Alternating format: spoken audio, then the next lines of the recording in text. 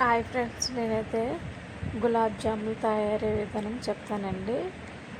నేనైతే గులాబ్ జామ్ ప్యాకెట్ ఒకటి తీసుకున్నానండి.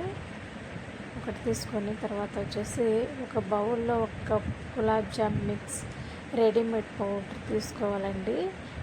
దాన్ని తీసుకొని తర్వాత పిండి అందులో కొద్దిగా పాలు లేదా నీళ్ళు పోస్తూ చపాతీ పిండిలా కాకుండా కాస్త లూజ్గా మెత్తగా కలుపుకోవాలండి. 10 నిమిషాలు కలుపుకొని పక్కన పెట్టాలండి.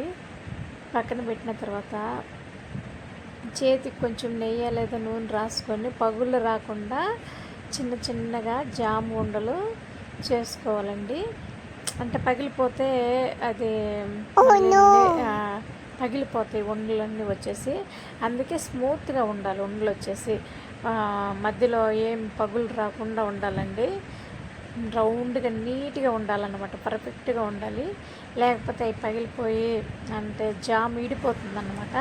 ఇడిపోయిన తర్వాత టేస్ట్ బాగా రాదు, సూపర్ మాదిరిగా ఉంటుంది. అంత చక్కెర పాతది కొంచెం కూడా అర్ధం గ్లాసు వాటర్ వేసుకొని మనం లేయర్ రాకుండా పెట్టుకోవాలండి. తర్వాత ఆయిల్ పెట్టుకోవాలండి. ఆయిల్ పెట్టుకొని లైట్గా హీట్ అవ్వాలి, ఎక్కువ హీట్ అవ్వకూడదు.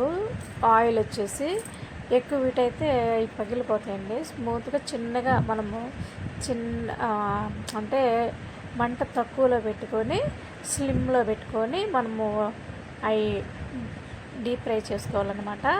ఎక్కువ ఫ్రై చేయకూడదు, డీప్ ఫ్రై చేసుకొని తర్వాత వచ్చేసి షుగర్ సిరప్లో ఈ జామున్స్ వచ్చేసి దాంట్లో వేయాలండి.